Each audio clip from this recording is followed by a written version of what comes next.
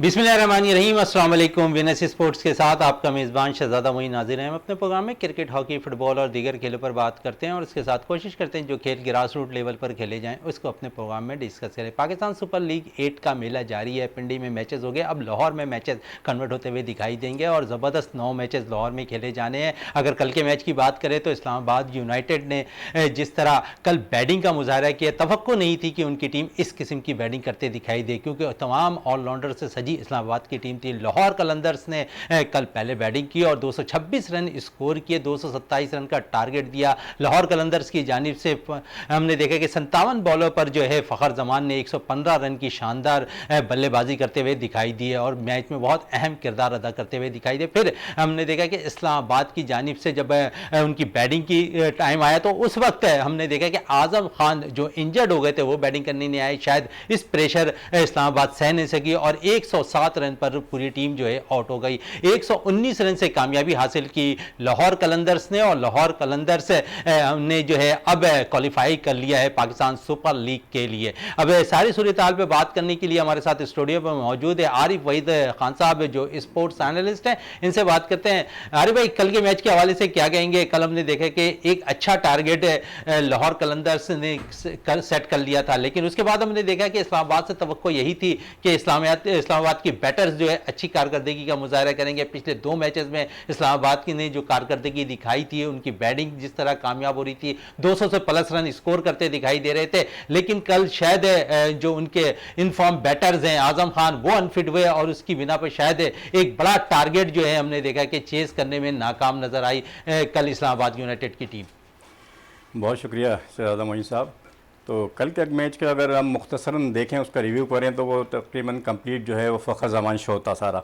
जिस तरह फ़खर ज़मान ने 115 रन खेलने के लिए 200 से ज़्यादा उनका स्ट्राइक रेट था, तो जिस तरह तो ये नुमाया कारकर्दगी नज़र आई। उसके अलावा देखें तो कहीं भी कोई नुमाया कारकर्दगी नज़र नहीं आई। इस्लामाबाद चूँकि अच्छी कारकर्दगी का मुजाहरा मुसलसल कर रही थी PSL के अंदर, मगर वो जिस तरह के फॉर्मेट में ये इस्लामाबाद क्रिकेट खेलती है, जिसको पॉजिटिव क्रिकेट खेलते हैं कहते हैं हम लोग, और बहुत ज़्यादा अटैकिंग क्रिकेट खेलती है, तो अटैकिंग क्रिकेट में फिर वो इस तरह के चांसेस ज़्यादा होते हैं, फेलियर के चांसेस भी ज़्यादा होते हैं। फिर तो उसमें देखें फेलियर्स की आप बात कर रहे हैं आरिफ साहब, लेकिन हम देख रहे हैं कि 3 मैचेस हो गए इस्लामाबाद के ऐसे जिसमें उनकी बैटिंग जो मुकम्मल तौर पर नाकाम हुई और हर मैच में वो 100 प्लस पर आउट होते नजर आए। और उसके बाद बड़ा टारगेट जहां पर हम देख रहे थे जिसमें आजम खान अगर क्लिक करते हुए नजर आए तो वो बासानी चेस करती हुई दिखाई दे रही थी।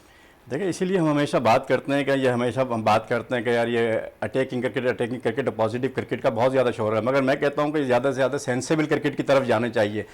उसी के अंदर यही होता है कि भाई अगर आप सेंसेबल क्रिकेट नहीं खेलेंगे तो फिर इस तरह या तो आप बहुत ज़्यादा स्कोर कर देंगे या फिर ये है कि बहुत कम स्कोर पे आउट हो जाएंगे। अगर इस्लामाबाद की बैटिंग लाइन देखें तो उसमें खैर आजम खान का इतना ज़्यादा फैक्टर नहीं है, क्योंकि वो कोई एक वन मैन शो नहीं है आजम खान। उनकी अगर बैटिंग लाइन देखें इस्लामाबाद की तो बहुत ज़्यादा इसके अंदर पिंच हिटर भी नज़र आएंगे, पावर हिटर भी नज़र आएंगे और बहुत ज़्यादा उनकी तादाद जो है मैच विनर्स की इस्लामाबाद के अंदर नज़र आती है। तो हम मखसूस उसको नहीं कह सकते किसी एक बैट्समैन के फेल होने के ऊपर आपकी पूरी टीम बैठ जाए, मगर चूंकि उन्होंने अपना एक उनका जो मैनेजमेंट का रोल है, उनका एक उन्होंने फॉर्मेट बनाया हुआ है कि जिस फॉर्मेट पर उन्होंने क्रिकेट खेलनी है उसी फॉर्मेट के तहत वो खेलते जाते हैं। मगर ये कि उनको देखना चाहिए कि सेंसेबल क्रिकेट की तरफ भी आना चाहिए। एक मखसूस माहौल होता है, हर दफ़ा जो है विकेट भी मुख्तलिफ होती है, बॉलर्स भी मुख्तलिफ होते हैं, ग्राउंड भी मुख्तलिफ होता है, तो उसकी स्ट्रेटेजी भी मुख्तलिफ होनी चाहिए। तो वो जो ये है कि नज़र नहीं आती है। बहरहाल वो कि इस्लामाबाद की अपनी स्ट्रेटेजी है जिसकी वजह से वो इस वक्त नंबर 2 की पोजीशन पर हैं।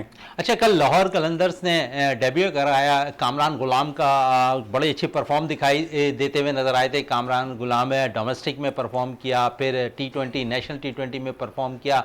जिस तरह उनकी परफॉर्मेंस है और फिर कल डेब्यू पे उन्होंने 41 रन स्कोर किया, कैसा देखते हैं कामरान गुलाम को? देखिए, कामरान गुलाम की अगर परफॉर्मेंस देखें आप डोमेस्टिक के अंदर जो है तो मुसलसल देखेंगे उनकी परफॉर्मेंस नज़र आती है। और चूँकि ये जो है कि बहुत ही ज़्यादा जो है स्ट्रेंथ वाले प्लेयर हैं सारे, इसके अंदर टेक्निकली बहुत साउंड है। ये जब टेक्निकली साउंड प्लेयर होता है तो फिर वो इस तरीके से नज़र आता है कि जिस तरीके से उन्होंने खेली और जिस तरह उन्होंने बैट बॉल का इस्तेमाल किया। और ये T20 ये नहीं है कि आप उल्टी सीधी पिंच हिटिंग करें, पावर हिटिंग करें, अगर आप सेंसेबल हिटिंग भी करें, जैसा कि कामरान गुलाम की नज़र आई थी कि जिस तरह का जहाँ का बॉल था उन्होंने वहाँ पर हिट की, हर गेंद को मेरिट पे खेला और अच्छे स्ट्राइक के साथ 150 प्लस के साथ उन्होंने स्ट्राइक रेट के साथ खेला। तो यकीनन एक बड़ी इनिंग्स खेल सकते थे कामरान गुलाम और यकीनन बहुत अच्छा इंडक्शन है।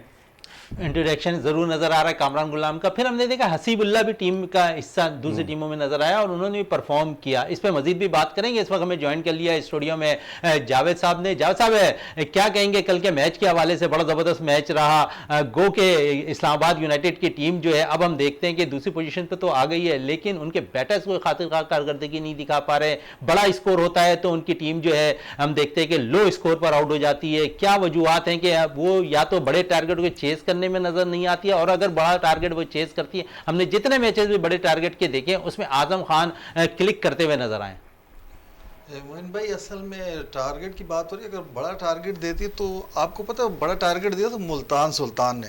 इससे पहले भी जब मुल्तान सुल्तान से हुआ था तो आपको पता है बिल्कुल 90 रन पे इस्लामाबाद सिमेट दी थी उन्होंने, और इस दफ़ा उन्होंने 107 रन पे सिमेट दिया। और फिर आज़म खान का फैक्टर जो है, अब देखिए पूरी टीम है, आज़म खान से इतना फ़र्क नहीं पड़ना चाहिए। ठीक है वो ज़ख्मी हो गया, लेकिन जिस तरीके से लाहौर कलंदर्स ने आपको पता ना रन लगा दिए बोर्ड के, उसके बाद देखें ये एक देखते बड़ी टीम के खिलाफ जब ये स्कोर बोर्ड पर इतना बड़ा स्कोर देख लेते हैं तो ये अपनी जो स्किल है वो भूल जाते हैं। देखिए जो मैच प्लान होता है उस पर जो ऑन द सिचुएशन ग्राउंड में जाकर आपको खेलना पड़ता है, लेकिन आपने वो जल्दबाजी की, विकेटें गंवाते गए। राशिद खान ने आपकी 4 आउट कर दिए मिडल में नीचे से आकर, उसके बाद आपको संभलने का मौका ही नहीं मिला।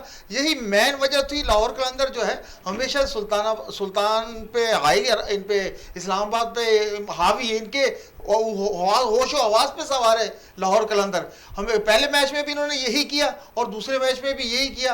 तो मकसद इनकी मैनेजमेंट को इनको बैठ के सोचना चाहिए। आया कि इसने तो क्वालिफाई कर लिया अगली 4 में, लेकिन ये कि जहां मुसलसल तसलसल आना चाहिए, बेहतरी आनी चाहिए, बजाय बेहतरी के इनकी टीम जो है ना बिल्कुल रिवर्स गेयर लग गया है। तो मजा नहीं आ रहा है इसका टूर्नामेंट में। देखिए आगे आपको और क्रूशल मैचेस खेलने, अगर आपने वर्ल्ड कप में रहना, इसमें पीएसएल में रहना है, आगे जाना है, तो आपको अच्छा खेल पेश करना होगा। ना कि आपने वो जो कह दिया कि हमने जो पावर हिटिंग पर ही जाना है, सब कुछ आपने पावर हिटिंग से ही हासिल करना है, तो ऐसा नहीं होता। क्रिकेट जदीद हो गई है और जब इतना बड़ा स्कोर लग जाता है तो आपको pre plan session bye session खेलना पड़ता है। बिल्कुल प्रिपरेशन के साथ जो है आगे की तरफ खेलना पड़ता है। आरिफ खान साहब, कल के मैच पे तो हमने अगर देखें तो एक यकतरफा तौर पर फ़खर जमान ने जिस तरह 57 बॉलों पर 115 रन की इनिंग खेली, कैसा देख रहे हैं? अब क्योंकि इन्फॉर्म हो गए बड़ी इससे T20 के अंदर हम देख रहे हैं सुपर लीग में कि बहुत से बैटर्स अब परफॉर्म कर रहे हैं। अब जगह कौमी सिलेक्शन कमेटी के सेलेक्टर्स को करने के लिए बड़ा मेहनत करनी पड़ेगी, नज़रें रखनी पड़ेगी, क्योंकि हर बेंच पे जिस प्लेयर्स को सिलेक्ट करना है वो खिलाड़ी परफॉर्म करता हुआ पीएसएल में नजर आ रहा है। देखिए मैं तो ये समझता हूँ कि बहुत ज़्यादा मेहनत नहीं करना पड़ेगी, क्योंकि हमारी जो कौमी टीम का जो हिस्सा है जिन पे मुसलसल तकिया करते हैं वहाँ पर, तो अगर उनकी परफॉर्मेंस देखें तो उनकी परफॉर्मेंस इस पीएसएल के अंदर बहुत ज़्यादा नज़र नहीं आती, जबकि दूसरे यंगस्टर जो नए हैं उनकी अगर परफॉर्मेंस देखें तो वो टॉप में नज़र आते हैं। मगर ये बड़ी खुशाइन बात है कि अगर बैट्समैनों को भी अगर टॉप 5 की अगर आप लिस्ट देखें तो उसमें 4 पाकिस्तानी नज़र आते हैं।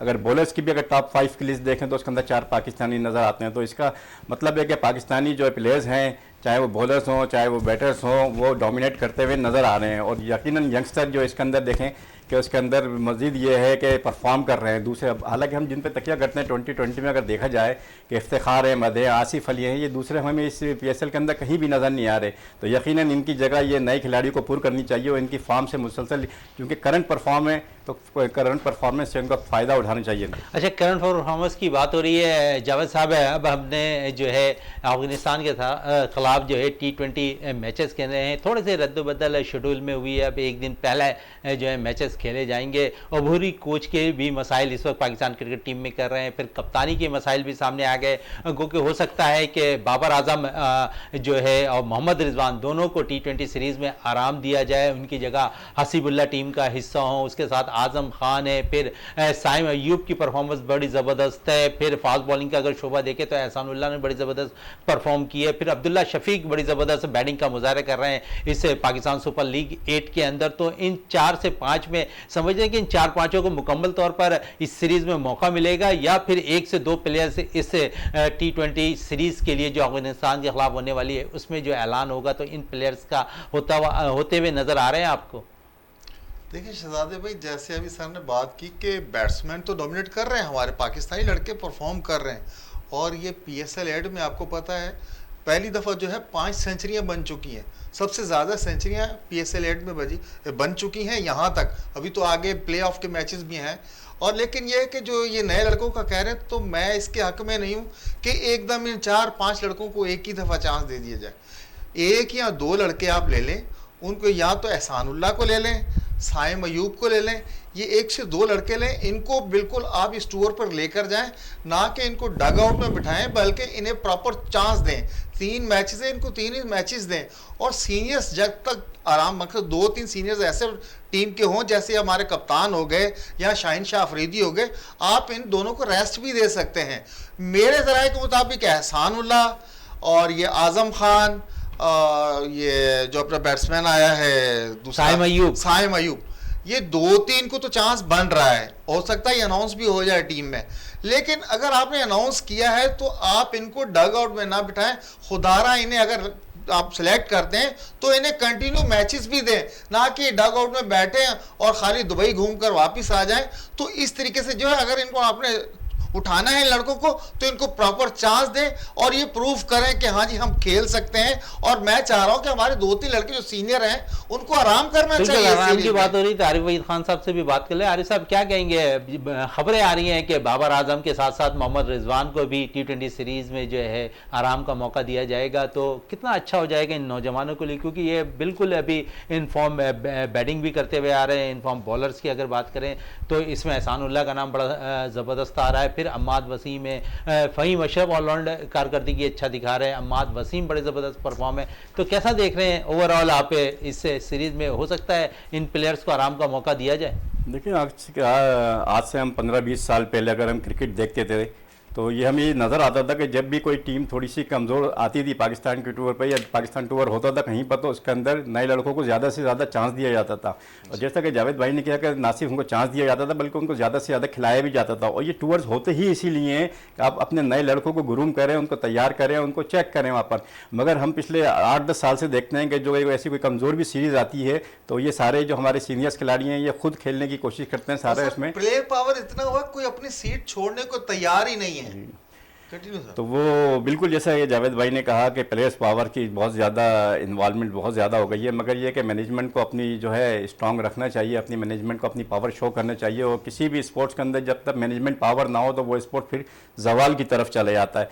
तो यकीनन ये है कि हम नए लड़कों को चांस देना चाहिए, क्योंकि वहाँ जाके जब इंटरनेशनली जब ये खेलेंगे तो फिर चेक होगा। मैं चूँकि PSL की कारकर्दगी को इतनी ज़्यादा नहीं करता कि गो के इन खिलाड़ी जो हैं साइम अयूब हैं या हसीबुल्लाह एहसानुल्लाह ने इतनी अपनी क्लास तो शो की है। परफॉर्मेंस देखें तो अगर इन्होंने देखें कि परफॉर्मेंस बहुत ज़्यादा शो नहीं की। अगर साइम अयूब की 2-3 इनिंग्स देखें तो बहुत ज़्यादा आउट क्लास थी। मगर आप देखें कि अगर उन्होंने 7 मैचों के अंदर कितनी इनिंग्स से उन्होंने आउट क्लास देखी तो आपको फेलियर के चांसेस नजर आते हैं। क्योंकि इस तरह के इसके बरक्स अब्दुल्ला शफीक को कैसे देखते हैं आप? देखें, अब्दुल्ला शफीक को मैं हमेशा फेवर यूँ करता हूँ कि मैं हमेशा जो है ना, जो टेक्निकली साउंड प्लेयर्स होते हैं मैं हमेशा उनको फेवर करता हूँ। ये जो T20 की क्रिकेट होती है, ये पिंच हिटिंग होती है, हार्डी ये इसकी लिमिटेशन मखसूस होनी चाहिए। मगर ये हमारी जो क्रिकेट पे बहुत ज़्यादा हावी हो गई है।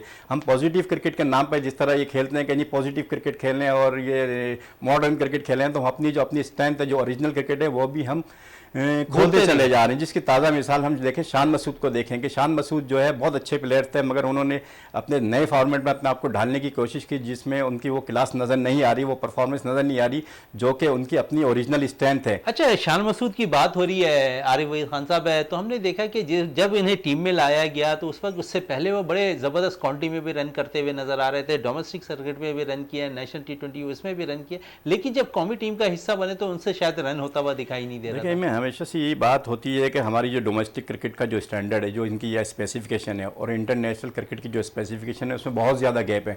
हमारे यहाँ के जहाँ से टॉप क्लास क्रिकेट या टॉप परफॉर्मेंस ख़त्म होती है वहाँ से तो इंटरनेशनल क्रिकेट शुरू होती है। तो हम ये अपने डोमेस्टिक क्रिकेट में जिसकी वजह सबसे ज़्यादा सब स्टैंडर्ड विकेट हैं, जैसे सब स्टैंडर्ड विकेटों पर हम बहुत ज़्यादा परफॉर्म करते हैं, हमारे खिलाड़ी बहुत ज़्यादा रन्स कर देते हैं। फिर उसमें बाज़ दफ़ा ये होता है कि बाउंड्री भी शॉट्स होते हैं, बॉलिंग का भी वो स्टैंडर्ड नहीं होता, तो उसमें हम खिलाड़ी को भी बहुत ज़्यादा एज्यूम कर लेते हैं कि ये बहुत बड़ा खिलाड़ी है और बहुत बड़ी क्लास है। मगर जब वो इंटरनेशनल स्टैंडर्ड पर जाते हैं और इंटरनेशनल कंपटीशन में कम्पीट करते हैं तो अब बहुत सारे खिलाड़ी देखे हैं वहाँ जाके जो फेल हो जाते हैं। तो यकीनन इसमें हमारा है मैनेजमेंट और जो कोचेस जो है इनका बहुत ज़्यादा रोल है कि हमारे यहाँ रॉ टैलेंट तो बहुत अच्छा है, एक्स्ट्रा ऑर्डिनरी है, जिसकी मिसाल आपने दी कि साइम अयूब हैं, हसीबुल्लाह है, एहसान उल्ला है सारे, ये तो ये बहुत ज़्यादा एक्स्ट्राऑर्डिनरी टैलेंट है, मगर इनको पॉलिश किस तरह किया जाता है, इनको ग्रूम किस तरह किया जाता है, इंटरनेशनल कंपटीशन के लिए तैयार करने के लिए ये एक रॉ प्रोडक्ट है, वो यहाँ की मैनेजमेंट और यहाँ के कोचेस का काम है। बट ये नहीं है कि उनका काम कि उनकी आप टेक्निकली वो चीज़ें चेंज कर दें। जहाँ तक ये क्रिकेट खेल चुके हैं हमारे यंगस्टर, ये यकीनन बहुत ज़्यादा पोटेंशियल था, टैलेंट था और बहुत ज़्यादा सीख चुके हैं। इनको बहुत ज़्यादा सीखने की अब ज़रूरत नहीं है, इनका नेशनल स्टांस बन चुका है इस लेवल पे। इनको बहुत ज़्यादा कॉन्फिडेंस देने की ज़रूरत है, ग्रूम करने की ज़रूरत है, इनको पॉलिश करने की ज़रूरत है, जो कि मैं समझता हूँ कि काम उस तरीके से नहीं हो रहा, जिसकी वजह से ये इंटरनेशनल क्रिकेट बहुत सारे, और दुनिया के अंदर आप देखें तो सबसे ज़्यादा पाकिस्तान के अंदर होता है, जिस तरह ये डेब्यूज होते हैं, सबसे ज़्यादा पाकिस्तान के अंदर डेब्यूज होते हैं और सबसे ज़्यादा गायब भी पाकिस्तान में ही होते हैं। बिल्कुल, डेब्यू भी बड़ा ज़बरदस्त करवा लेते हैं और उसके बाद जो है फिर परफॉर्म भी होती हुई जो है प्लेयर से नज़र होती हुई नज़र नहीं आती। दूसरी तरफ अगर हम बात करें, शान मसूद की बात हो रही थी जावेद साहब, तो शान मसूद कौमी T20 सीरीज़ में भी अच्छा परफॉर्म किया, काउंटी क्रिकेट में भी परफॉर्म किया। अब समझ रहे हैं कि अब हमने अफगानिस्तान के ख़िलाफ़ जो है सीरीज़ खेलनी है, उसमें उनकी जगह बनती हुई नज़र आ रही, क्योंकि अब PSL में बड़ा टफ टाइम बैटर्स ने दे दिया है। सिलेक्शन कमेटी को भी जो है 2 से 4 लड़के ऐसे ज़रूर नज़र आ रहे हैं जो कौमी टीम के दरवाजे पे दस्तक देते हुए नज़र आ रहे हैं। देखिए मोइन भाई, देखिए अब यही आपकी बात है कि 2-4 लड़कों ने जो एक्स्ट्रा ऑर्डिनरी परफॉर्मेंस दे दी है, अब अगर आप उनको लाएंगे इनकी जगह पर फिल करने के लिए, देखें जैसे अभी खान साहब बात कर रहे थे कि जो भी आ जाता है अपने नंबर्स पे वो कोई छोड़ने को तैयार ही नहीं। सर नंबर्स कहाँ है? नंबर्स पे तो अगर हम देखें जो बंदा ओपनिंग कर रहा हो, आप उसको 3 डाउन 4 डाउन बैटिंग करवाएंगे तो कहाँ से होगा? शान मसूद बेसिकली ओपन कराया करते थे, आपने उन्हें 2 डाउन 3 डाउन लाकर बैटिंग करवाई। तो सर बात तो वही आ गई ना, बाबर और रिजवान किसी को देंगे? सर आप दे रहे हैं ना, हो सकता है दोनों आराम करें अफगानिस्तान के सीरीज पे। सर अभी तक तो सिर्फ ये कंफर्म नहीं है, लेकिन ये बातें चल रही हैं। हो सकता है अगर हो तो शान मसूद आपको पता टीम में खेलेगा, उसकी जगह बनती है। और आपको पता है अफगानिस्तान के पास खतरनाक तरीन स्पिनर है और कम से कम लेफ्ट हैंड बैट्समैन का वहां होना बहुत ही जरूरी है। साइम अय्यूब बेटर बैटिंग कर रहा है, अब देख लें PSL के अंदर। सर PSL के अंदर तो आ रहा है, जैसे अभी खान साहब ने बात की ना, आपने उसकी 6-7 इनिंग्स उठाए, अगर उसने 1-2 में परफॉर्म कर दिया है ना तो वो नजर आ रहा है। जो 6-7 पीछे वो छुप जाती हैं, जब एक अच्छी इनिंग्स खेल देता है ना बैट्समैन नया, तो वो सब छुप जाती हैं। यही चीजें जब आप बाहर जाएंगे इंटरनेशनल मैचेस में, आपके खिलाफ मुख्तलिफ किस्म के बॉलर्स आएंगे, तो आपका इम्तिहान असल वहां से शुरू होगा कि आप कहां खड़े हैं। असल गेम वहां से आपका शुरू होगा। और अगर देखें, अगर आप डेब्यू करवा देते साइम अय्यूब को, नो डाउट जिस तरीके से वो यहाँ स्कोर कर रहा है, इस तसलसल को अगर बरकरार रखता है, तो आने वाले वक्तों में आपको पता हो बड़ा प्लेयर बनने जा रहा है, बड़ा प्लेयर बनता हुआ नजर आएगा। प्लेयर्स की बात हो रही है तो थोड़ी सी बात हम कर लें, जिस तरह दीगर प्लेयर्स परफॉर्म कर रहे हैं। और फिर शारजा में ये सीरीज़ खेली जानी है, आरिफ खान बैटिंग विकेट होती है शारजा में, अगर साइम अय्यूब को मौका मिला या दीगर बैट्समैन कोई भी किसी को भी मौका मिला तो वो अच्छी परफॉर्म कर सकते हैं। लेकिन शायद वहाँ डेड विकेटों पे एहसान उल्ला ज़्यादा कारआमद ना हो अगर उन्हें सिलेक्शन कमेटी सेलेक्ट करती है तो। देखिए ये तो बहुत अच्छी जो है वहाँ का, अगर दुबई की विकटों पे दिखाया तो वो विकटें भी पाकिस्तानी बच्चों को सूट करती हैं और मौसम की जो अवेयरनेस है वो भी बहुत ज़्यादा इनको सूट करनी है। तो ये तो बहुत ही बेहतरीन जगह है कि आप इनको यंगस्टर को मौका दिए जाएँ। और बात जहाँ तक एहसानुल्लाह की, तो आप देखेंगे पाकिस्तान के भी जो PSL की जो कारकर्दगी है एहसानुल्लाह की, वो फिर यहाँ की सब स्टैंडर्ड जिसको डेड विकेट्स हैं, जो बिल्कुल बैटिंग फ्रेंडली विकेट की जिनको कहते हैं, उन विकेटों पे उसने परफॉर्म किया है। तो यकीनन बॉलर्स की अगर हम उठा के देखेंगे, बॉलर्स की कारकर्दगी में बहुत ज़्यादा नज़र आता है, मुसलसल आप एहसानुल्लाह की परफॉर्मेंस से मुतमईन नज़र आ रहे हैं? देखिए फिलहाल जो PSL के अंदर कारकर्दगी के अंदर बहुत ज़्यादा एक्स्ट्राऑर्डिनरी, मगर इनको पहले भी 1 साल तक इनको टूर कराया गया, ये टीम के साथ भी रहे हैं, मगर उस वक्त यूज़ क्यों नहीं किया गया वहाँ पर सारा। मगर मैं हमेशा से कहता हूँ कि किसी भी टीम को एक टूर्नामेंट की बुनियाद पे, अब इससे पहले कि अगर इस दफ़ा एहसानुल्लाह सामने आ गए, ये पिछली दफ़ा के जो PSL के जो सामने आए गए थे बड़े बड़े टैलेंट, जिनकी बड़ी कहाँ पर आ जाए, शाहनवाज दानी है, मोहम्मद इलियास है, उसके अंदर आप दूसरे देख लें, मोहम्मद मूसा हैं, वो इस टूर्नामेंट के अंदर कहाँ पर खड़े हुए? आप देख लेंगे जिसले पिछले जो कई 3-4 PSL अच्छा, नौजवान खिलाड़ी की आपने बात की, आरिफ खान साहब है, तो इसमें शायद एक नाम आप जो है लाहौर कलंदर्स का जमान खान का बोलते नजर आ रहा है, जिन्होंने बड़ा ज़बरदस्त डाटा वर्स के अंदर बॉलिंग का मुजाहरा किया। शायद एहसानुल्लाह से ज़्यादा, मेरी नज़र में शायद एहसानुल्लाह से ज़्यादा कारआमद बॉलर आपको जमान खान की सूरत में नजर आए। देखें, ये तो एक कम्बिनेशन बनाना पड़ेगा इनको सीनियर्स और जूनियर्स का। एकदम भी सारे जूनियर्स नहीं खिला सकते आप और एकदम भी सारे सीनियर्स नहीं खिला सकते। ये एक अच्छा अगर कम्बिनेशन बनाएंगे, क्योंकि जमान खान जो है काफ़ी खेल रहा है 2-3-4 पीरियड्स से और अच्छी उसके मखसूस वैरायटी है जिसके अंदर वो योगर्स के अंदर और रिवर्स स्विंग के अंदर बड़ी महारत रखता है वो।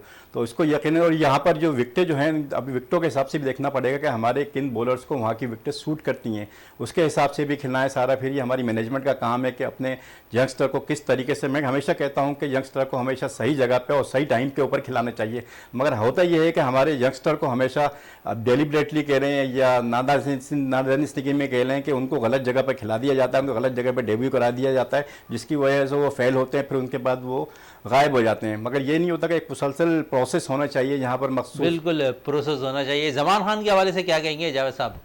जमान खान को मैं तो समझ रहा था कि जब पिछले PSL से ही मैं समझ रहा पाकिस्तान पिक कर ले, उसको पाकिस्तान टीम में आ जाए।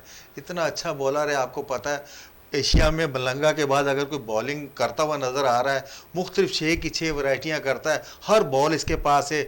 इसकी यॉर्कर अक्सर बड़े बड़े बैट्समैन नहीं खेल पा रहे और फिर एक शॉर्ट बॉल कराता है, रिवर्स स्विंग करता है, तो नो डाउट इससे अच्छा बॉलर नहीं। एहसान उल्लाह से इसको आप कंपेयर नहीं कर सकते। देखिए एहसान उल्लाह अपनी स्पीड पे जा रहा है, स्विंग पे जा रहा है, लेकिन ये जो है ये दिमाग से बॉलिंग कराता है, वैरायटियाँ कराता है। और आजकल आपको पता है T20 game totally variety, slow balls और इन बॉल्स पे आ गया है मैच। या वाइड स्टंप पर आपने बॉल करानी, तो ये चलाक बॉलरों का काम है और इसका जहन लाहौर कलंदर ने बहुत अच्छा कर दिया है। देखिए ये कंटिन्यू खेल रहा है, जिस दिन से आया है उस दिन से कंटिन्यू ये खेल ही रहा है। और शाहीन और हारिस रऊफ के होते हुए आपको पता है बीच में आके ओवर्स कराना, तो ये बिल्कुल समझो कुंदन हो गया, पक गया बिल्कुल। फिर कप्तान शाहिनशाह आफरीदी भी बड़ा सपोर्ट करते हैं, बड़ा समझाते हैं उसे, क्या कहेंगे? और एतमाद भी सबसे बढ़कर एतमाद करते हैं। सबसे बड़ी बात है कि एतमाद इनको दिया जाता है। देखें आखिरी ओवर में अगर 15, 18, 19, 17 रन होते हैं तो हमेशा कुर्रा फाल जो निकलता है वो जमान खान के नाम निकलता है, क्योंकि उनके ऊपर वो बहुत ज्यादा एतमाद करते हैं। और मजा ये है कि अगर आप वो एतमाद करते हैं, आप वही चीज प्रूव करके देते हो, शो करके देते हो। आप जो कप्तान को रिक्वायर्ड होता है आप वही चीज उन्हें लेकर देते हो। विकेट रिक्वायर्ड, आप विकेट लेकर देते हो। रन रोकने होते हैं, आप रन रोक कर दे रहे हो। तो इसीलिए मैं चाहूंगा कि जल्द जल्द इसको तो कम से कम चांस दे दे, क्योंकि इसकी भी मेरे ख्याल उम्र ऊपर होती जा रही है, तकरीबन 30+ तो हो गया है। तो मैं चाह रहा हूं इसको जल्द से जल्द चांस दें और इससे जितना फायदा उठा सकता है पाकिस्तान वो उठाए। T20 में फायदा उठा सकता है जितना इतना उठाए जमान खान से। दूसरी तरफ हम बात कर लें थोड़ी सी कोटा ग्लैडिएटर्स के हवाले से। आरिफ खान साहब कैसा देख रहे हैं अभी इस ओवरऑल लास्ट मैच के बाद कोटा ग्लैडिएटर्स? शायद कुछ उम्मीदें नजर आती हैं आपको?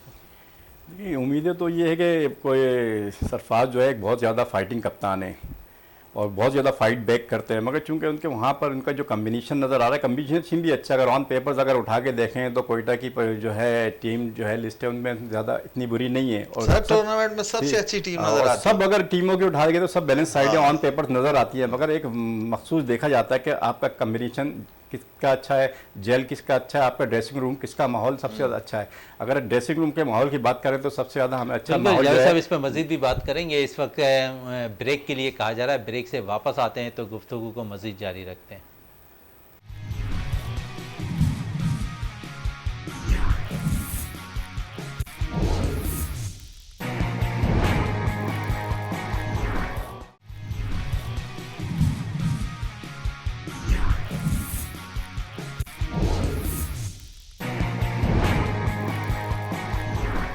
वक्फे से पहले जिस तरह बात हो रही थी आरिफ भाई खान साहब से, तो दोबारा वहीं से कंटिन्यू करते हैं। आरिफ साहब क्या कहेंगे, जिस तरह आप बात कर रहे थे इवेंट के हवाले से और प्लेयर्स के हवाले से, कैसा देख रहे हैं आप?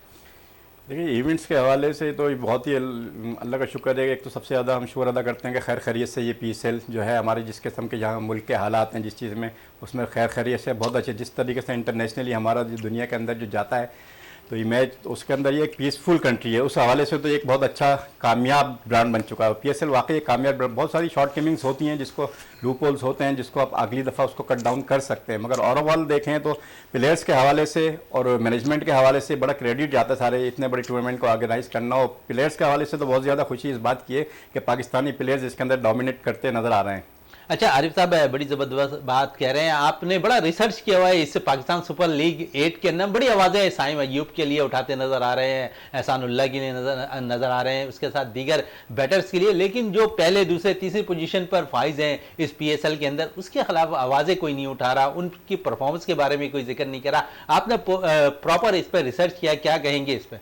देखिए, अगर हम बात अभी पिछली बहुत सारी बात हो रही थी, शान मसूद पे बात हो रही थी, साइम अयूब पे बात हो रही थी। साइम अयूब पे अगर हम देखते हैं, अगर नंबर में अगर ये टॉप बैटर्स में देखें तो उसका नंबर 14वां है 7 मैच खेलने के बावजूद भी। गो के उन्होंने 2-3 इनिंग्सें बहुत अच्छी खेली हैं, मगर जिसमें ज़्यादा इनिंग्सें ऐसी हैं जिसके अंदर फेलियर की तरफ वो गए, जिसमें उनको बहुत ज़्यादा काम करने की ज़रूरत है। ओवरऑल देखेंगे टॉप 5 बैटर्स में अगर देखें हम, तो उसमें टॉप 5 बैटर्स में वही खिलाड़ी आपको डोमिनेट करते नजर आ रहे हैं जो बहुत ज़्यादा टेक्निकली साउंड हैं। हम ये T20 क्रिकेट को कहते हैं कि ये पिंच हिटिंग का गेम है और पावर हिटिंग का, और ये मैं समझता हूँ कि अगर पावर प्ले का गलत इस्तेमाल किया जाए तो पुअर प्ले बन जाता है, और पावर हिटिंग की अगर गलत इस्तेमाल किया जाए तो पुअर हिटिंग। तो हमें जो है इस टूर्नामेंट के अंदर बहुत ज़्यादा पुअर हिटिंग नज़र आई और पावर प्ले है ये बहुत ज़्यादा पुअर प्ले नज़र आया। अब बाबर की अब बात कर लें या रिजवान की बात कर लें, जिसमें बहुत ज़्यादा तनकीद होती नज़र आ रही है, मगर अब टॉप 5 बैटर्स में देखें तो टॉप दुनिया में देख लें, हाँ ये जो है इस PSL की बात कर रहा हूँ तो इसमें ये है पहले और तीसरे नंबर के बंदर, ये दोनों टेक्निकली साउंड वर्ल्ड रैंकिंग में भी है। और वर्ल्ड रैंकिंग में देख लें तो बाबर आजम का जवाब ही नहीं है, बल्कि अब दुनिया जो है इसको बाबर आजम को एज ए एनालिस्ट पकड़ने की कोशिश नहीं कर रही है, अब उसको पढ़ने की कोशिश कर रही है। वो टाइम निकल गया जबकि बाबर आजम को रीड करते थे, अब वो उन पर बाकायदा आपके प्रोग्राम में भी बात हो रही थी कि बहुत ज़्यादा उनको रिसर्च अपने नए खिलाड़ियों को बाबर आजम की इनिंग्स दिखा रहे हैं। तो इतने बड़े खिलाड़ी के ऊपर बहुत ज़्यादा जो तनकीद जिस तरीके से होती है, मैं इसकी मिसाल इस तरह देता हूँ कि अगर हम देखें कि अगर जैसे वेट लिफ्टिंग का गेम है, वेट लिफ्टिंग के गेम में मुख्तलिफ कैटेगरीज होती हैं। उस कैटेगरीज के अंदर क्या होता है कि 100 kg उठाने वाला जो वेट लिफ्टर होता है, 100 kg के वेट लिफ्टर अलग होते हैं, 200 kg के वेट लिफ्टर्स अलग होते हैं, 300 के अलग होते हैं। तो 300 वाले जो होते हैं वो 100 kg वाला नहीं उठा सकता। ऐसे ही T20 की अगर मिसाल देते हो, पिंच हिटर अलग होते हैं, पावर हिटर अलग होते हैं, और ये दूसरे जो है पंच हिटर अलग होते हैं। तो बाबर आजम जो है पंच हिटिंग की कैटेगरी में आती है, जिसकी बहुत खूबसूरती से शॉट नज़र आते हैं। तो हम उसको ज़बरदस्ती अगर उसको हम पिच हिटिंग में डालेंगे, पावर हिटिंग में डालेंगे, तो इसके साथ बड़ी ज़्यादती होगी, वो भी अपना नेचुरल गेम अपना ख़राब कर लेगा जिस तरह शान मसूद ने ख़राब किया। और मैं नहीं समझता हूँ कि अपने ओरिजिनल गेम पर जाने, जितनी तनकीद होती है उसके बावजूद ही उसका स्ट्राइक रेट पूरे के टूर्नामेंट में देखें 140+ है, जो कि एक ओपनर्स के लिए बहुत अच्छा है। एक प्लानिंग होती है जब पावर प्ले का जब इस्तेमाल किया जाता है 6 के अंदर, तो उसके अंदर यही नहीं होता कि दोनों प्लेयर्स ने ही हिटिंग करनी होती है। बाबर आजम का ये है कि वो जो है फिर वो अच्छी गेम को रिस्पेक्ट देता है और बैड गेम को पनिश करता है वो। मगर हमारे यहाँ तो बस ये कि शुरू हो जाते हैं पावर प्ले के अंदर, और दूसरे मगर ये कि दूसरा जो सामने उनके होता है जिस तरह दूसरे तो पावर दोनों तो हमारे पास अगर T20 में हैं। देखें तो आरिफ साहब है, बाबर और रिजवान दोनों ही एक ही तर्ज की क्रिकेट खेलते हुए नजर आते हैं। देखें दोनों, अगर आप देखें इसके, आपने जगह रिसर्च की बात की, उनके सारे पावर्स प्ले उठा के देख लें कि उनके सारे पावर्स प्ले कहाँ फेल हुए। T20 के हिसाब से पावर्स प्ले में उन्होंने अपने पूरे रन किए, जो एक बेंचमार्क बन चुका है कि 6 ओवर में तकरीबन 50 रन के करीब होने चाहिए। तो ज़्यादातर आप देखें तो उन्होंने स्टैंड अच्छा फराहम किया है, मगर ये एक वाहिद ही इसकी जिम्मेदारी नहीं होती। इनका काम है कि ये पंच हिटिंग ही कर सकते हैं। अब ये है कि मैनेजमेंट को चाहिए कि इनको इसी तरह यूज़ करें, और दूसरा एक पिंच हिटर भेजें जो पावर प्ले को ज़्यादा अच्छा। ये जब कम्बिनेशन नहीं बनेगा, अगर दोनों तरफ से मारना शुरू हो जाएंगे तो फेलियर के चांसेस बहुत ज़्यादा हो जाते हैं। बिल्कुल, फेलियर के चांसेस ज़्यादा होते दिखाई देते हैं। जावेद साहब, थोड़ी देर पहले आरिफ वहीद खान साहब से बात हो रही थी ड्रेसिंग रूम शेयर कराने की, क्या कहेंगे इस पे? ड्रेसिंग रूम शेयर करने, जैसे प्लेयर्स को ड्रेसिंग रूम सिर्फ शेयर ही नहीं कराना होता है, आपने उसे ग्राउंड में भी उतारना है ना। शेयर तो इसलिए नए बच्चे जैसे शाहिद अफरीदी कुछ दिन के लिए बने थे, तो उन्होंने जितने अच्छे बच्चे क्रिकेट खेलने वाले थे डोमेस्टिक से उठाकर उन्होंने आपको शेयर करवाया कि सब डग शेयर करें, रूम शेयर करें, प्लेयर्स के साथ रहें, ये चीज़ कराई। लेकिन अब आप सेलेक्ट कर लेंगे तो फिर आपको उनको खिलाना पड़ेगा। सिर्फ रूम या डग शेयर करने से कुछ नहीं, उन्हें प्रॉपर चांस देना होगा। जैसे सर ने अभी बताया कि साइम के बारे में इतना कहा जा रहा है, लेकिन अब वो अगर उसका नंबर देखें तो इस टूर्नामेंट में वो 11वें नंबर पर है, 14वें नंबर पर इस वक्त है, 14वें नंबर पर है। तो जो ऊपर खेल रहे हैं वो वही खेल रहे हैं जो टेक्निकल क्रिकेट खेल रहे हैं, किताबी क्रिकेट खेल रहे हैं, उनका स्ट्राइक रेट भी अच्छा है, स्कोर भी वो कंटिन्यू कर रहे हैं। तो ये चीज़ें जो है ना, ये पावर हिटिंग और ये पंच हिटिंग, ये हर कोई बैट्समैन नहीं कर सकता। जो प्रॉपर बैट्समैन है उसने अपने शॉट खेलने, क्रिकेटिंग शॉट खेले। अगर कोई बैट बॉल होगी तो वो उसको बिल्कुल नहीं छोड़ेगा नहीं। पावर हिटर से बैट बॉल भी मिस हो जाती है, लेकिन जो मैच्योर पक्का बैट्समैन है जिस तरह बाबर है, वो जो भी ऐसी बॉल मिलेगी वो उसको बिल्कुल पनिश कर देगा, और जो अच्छी बॉल होगी उसको रिस्पेक्ट भी देगा, छोड़ भी देगा। तो ये चीजें जो है ना, ये सब साथ चलती रहेंगी। अच्छा है जज साहब, ओवरऑल इस टूर्नामेंट के अंदर अब पाकिस्तान सुपर लीग के अंदर किस टीम को आप फेवरेट करार दे रहे हैं? देखें जी, अब तक जितने भी ये मैचेस हो चुके हैं, जो आज होगा, अब तक तो लाहौर कलंदर जो है ना वो डोमिनेट कर रही है, हम देख रहे हैं सबसे ऊपर। बिल्कुल लाहौर लेकिन कलंदर कर रही है। आरिफ वहीद खान साहब, देखें ये तो T20 क्रिकेट है, कोई किसी वक्त भी ऊपर नीचे आ सकता है, मगर लाहौर कलंदर का देखें, अगर रन रेट देखते हैं 1.41 सबसे ज़्यादा अच्छा बेहतर रन रेट के साथ वो खेले, और सबसे ज़्यादा अगर ड्रेसिंग रूम का माहौल अगर देखा जाए, जो पूरे साल उनकी वर्किंग देखी जाए, तो वो लाहौर कलंदर की दिखी। तो ऑन ग्राउंड अगर देखें तो लाहौर कलंदर बहुत ज़्यादा डिजर्व करती है कि वो PSL एड भी जीते। बिल्कुल दोनों मेहमानों का मेरा यही कहना है कि लाहौर कलंदर से पाकिस्तान सुपर लीग के अंदर फेवरेट अब करार दी जा रही है। ट्रॉफी पिछली दफ़ा भी दिफाई चैंपियन है लाहौर कलंदर से पाकिस्तान सुपर लीग 7 की, तो इस दफ़ा भी बड़ी मजबूत दिखाई दे रही है। प्रोग्राम का अख्तिताम हो चुका है इस वक्त। जावेद खान साहब आपका बहुत बहुत शुक्रिया, आरिफ वहीद खान साहब आपका बहुत बहुत शुक्रिया। प्रोग्राम का अख्तिताम करते हैं इस दुआ के साथ कि पाकिस्तान में खेल और खिलाड़ी तरक्की करते रहें और पाकिस्तान का सबसे लाली परचम दुनिया भर में रोशन रहे। इसी के साथ अपने मेज़बान शहजादा मोइन को इजाज़त दें। पाकिस्तान जिंदाबाद।